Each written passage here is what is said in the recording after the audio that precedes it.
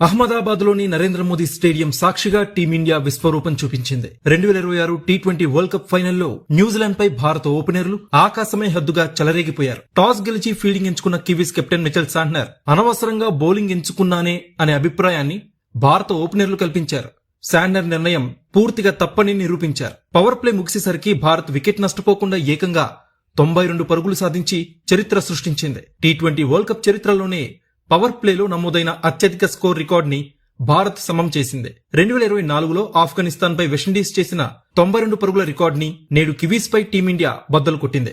Form కోల్పోయి విమర్శలు ఎదుర్కొంటున్న అభిషేక్ శర్మ సరైన టైంలో తన బ్యాట్ కి పనిచెప్పాడు. కేవలం 18 బంతుల్లోనే హాఫ్ సెంచరీ పూర్తి చేసి స్టేడియాన్ని హోరెత్తించాడు. ముఖ్యంగా Kiwis pacer Jacob Duffy bowling లో అభిషేక్ శర్మ శివతాండవం చేశాడు. కేవలం 13 బంతుల్లోనే డఫీ బౌలింగ్ లో 33 పరుగులు రాబట్టి కివీస్ బౌలింగ్ అటాక్ ని భయపెట్టాడు.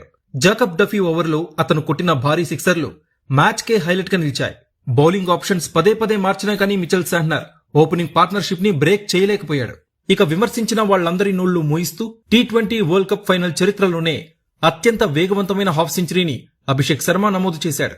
అభిషేక్ శర్మ ఇవాళ ఆడిన తీరు చూస్తే 2024 వరల్డ్ కప్ ఫైనల్లో సౌత్ ఆఫ్రికాపై విరాట్ కోహ్లీ ఆడిన ఆ క్లాసిక్ ఇన్నింగ్స్ గుర్తుకు వస్తుంది. ఆ రోజు కోహ్లీ ఎలాగైతే ఒత్తిడిని చిత్తు చేసి భారత్ ని గెలిపించాడో నేడు అభిషేక్ శర్మ కూడా అదే తెగువతో టీమిండియా భారీ స్కోర్ చేయడానికి పునాది వేశాడు.